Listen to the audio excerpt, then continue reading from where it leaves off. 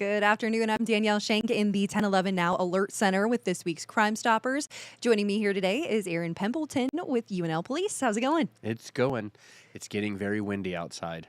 Yeah, not fun. High wind warnings, I think, go into effect soon. You know, I'm not Bill, so I can't rattle off any weather facts, but I think I did see a push alert go out for high wind alert. So be on alert for that.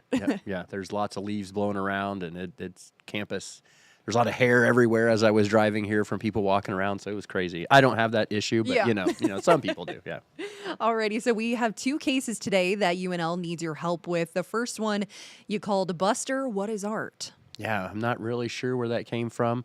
It's the first tagging that we've had of this type on campus, but back on January, I believe 7th or 9th, these individuals came onto campus, wandered through a little bit, and then decided to go into the Sheldon Art Gallery area where we have some of the outdoor sculptures. They were underneath a bridge, and they decided to maybe paint on the ceiling of the bridge that goes through there. And then they painted Buster, what is art on the bottom of the bridge, I guess, if you will.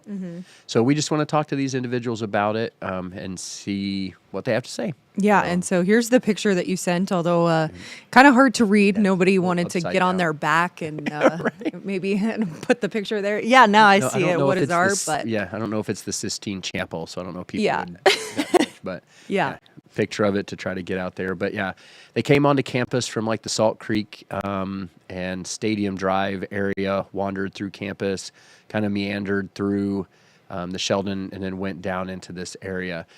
All described white males in their 20s. Two of them had pretty long hair.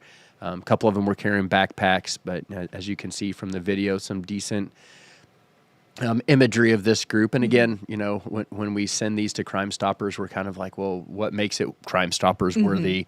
Do you have a good face? Is there enough descriptors? And like with this one, there's a group of them hanging out. So a lot of times you might not recognize one of them, but you're like, hey, I know those three. Those are, you know, they live in my apartment complex. They're always wandering around, and it's an easy tag, you know? Yeah. And so that's kind of when we hope the public out there is like definitely identifiable, and this is who this group is. So, and so do investigators have any idea on why they wrote that or maybe chose this bridge? Again, not really sure. Again, it's something that we haven't dealt with in the past, location-wise, or this type of graffiti. Again, the first time that we've seen this phrase on campus, there wasn't anything in the LPD graffiti files that we could file that we have associated with this. So yeah, not sure what it means, but again, part of the reason maybe we want to talk to them is what was the meaning of this and why is this important? And so do police know if they're affiliated with UNL or? Not at this time. There wasn't anything that we have that would make us think that they're affiliated with campus, other than the possible age range of they could look like they're campus affiliates, but again, nothing that we can associate with them with campus. Okay, and so if they're identified, what kind of charges would they face? Right now, it's just a misdemeanor vandalism charge for the graffiti. So nothing too serious with this one. And so I was wondering while I was looking at the graffiti and something like this, I mean, if you've ever been exploring or see on rail cars, stuff like that, but I guess this is a bridge. What's kind of the estimated cost to clean up, or like who deals with that? It kind of depends on like so campus would, because it's on campus. So our landscape services will be the ones out trying to fix it.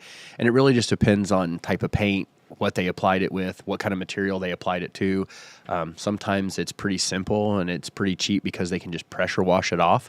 But then other times, if they have to either repaint it or use some type of, in this case, like they're not going to repaint the concrete, so they would have to try to apply some other form of chemical to get it to come off. So sometimes it's only $50 worth of gas for a pressure washer to clean it. Other times it's several $100s to thousands of dollars to, you know, get it to looking like it was before. So it just depends on what they used and that kind of stuff and how they put it on. All right, and so if someone recognizes these three, what should they do?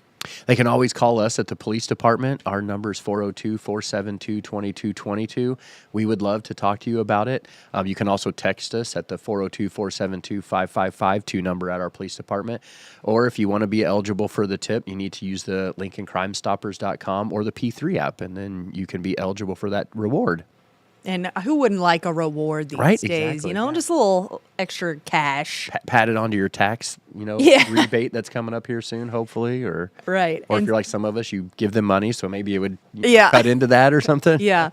All right. So for our second case, we're kind of talking about an ongoing stolen bike saga Yes. investigation. What can you kind of As tell the us? bikes turn on campus, Yes. right? Or whatever the daily soap is.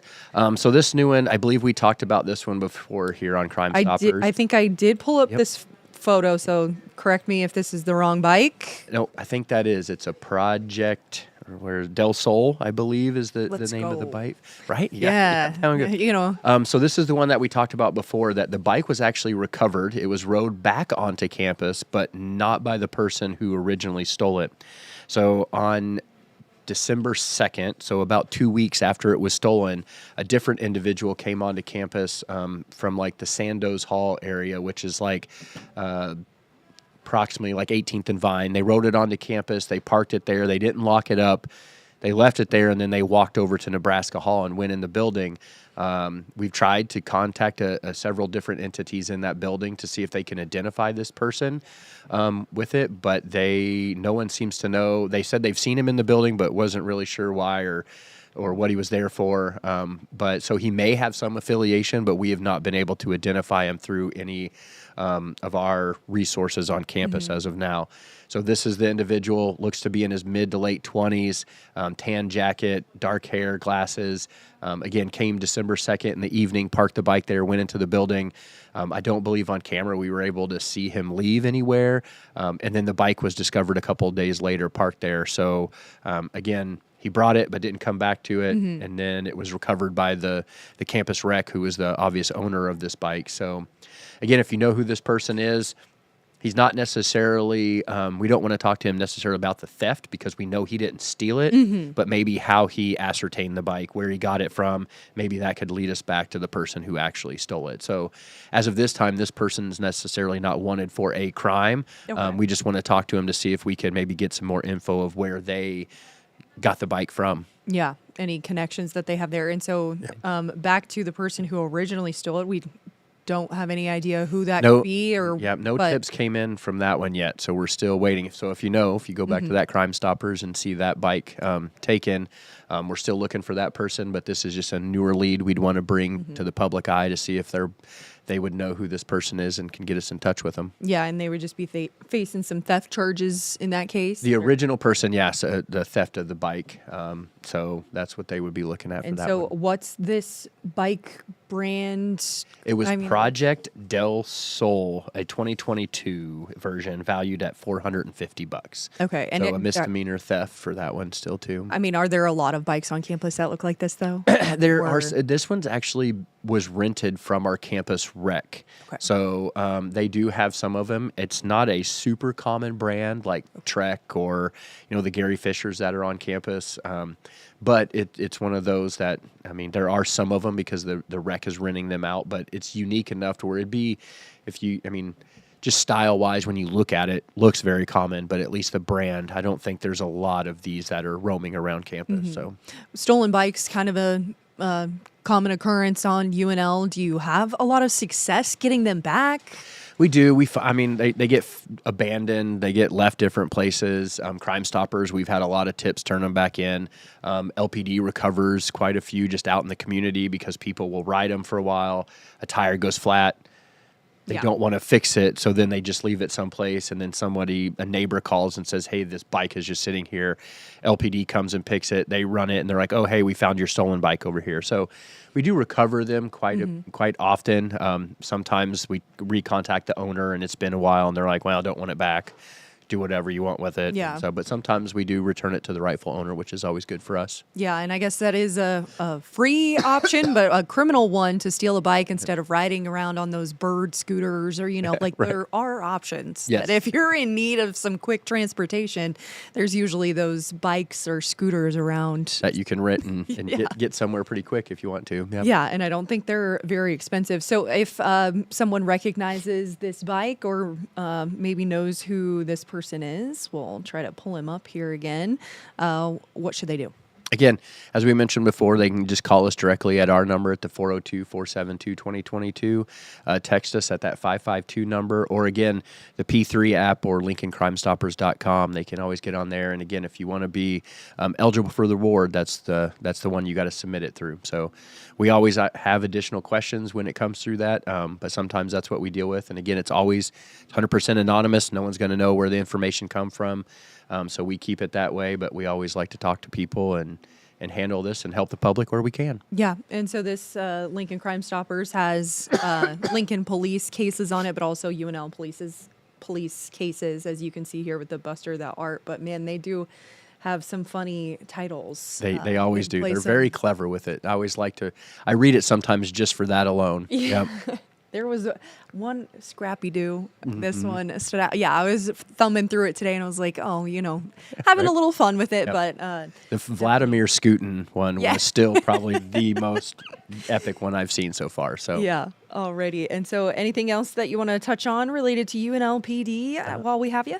Nope, we're good down there. We're gearing up for all the exciting stuff that's going to happen here in the spring. The spring game got announced. That's going to Yes. happen March 28th. So we're starting to work towards that. But yeah, just stay safe out there. Stay out of the wind. Yeah, and if you have any car troubles, experience that here with the winter weather. Nope, not too going bad. We take care of our fleet pretty well, so it's all pretty good. Yeah. Do you guys help out college students that, do they call you up or who do they call? We do sometimes with all the technology in the car, they don't allow us to jump people's cars anymore if it's battery issues. So we have to because that can mess with the amps that are going through the car that's even performing, the jump service. And so we don't do that anymore. But there are times people will call us and they're like, it won't start. And then we just refer them to a local mechanic or Capital Towing that can come help. And there's other services that are out there that we can be like, hey, we can get a hold of these people and they can come help you. We've pushed people out of snowbanks before, but we haven't had a ton of snow, so we haven't had to do too much of that. We also sometimes have to go remind the people that just because there's not a lot of cars out here and it's snowy doesn't mean you can come do donuts in our parking lot. So that happens quite a bit on campus too, but this year, not too much. All right. Things are staying pretty calm. Right, yeah. That's how we good. like it. Yeah, especially to kick off a new year, although January feels like it's just been, it always feels like that it's the longest month of the entire year. It does. Not a lot goes on, and then you're kind of just waiting, and then February's short, so it disappears. And then on campus for us, March is spring break, and we have basketball tournaments and that kind of stuff going on with NSAA that's on campus, so we're quite busy. And then before you blink, it's May, and they're graduating, so it's crazy how fast the spring semester can go. Yeah, absolutely. So LincolnCrimeStoppers.com if you want to check out more cases or any more info on the ones that we shared today. So Aaron, thanks so much for joining us. Yeah, thanks for having me. Alrighty, so stay tuned to our website, follow us on all our social media platforms, and download our Roku app for the latest news of the day. From our newsroom to wherever you are, we'll see you on the next stream. 1011 News is everywhere. Download our smart TV apps and follow us on social media at 1011 News.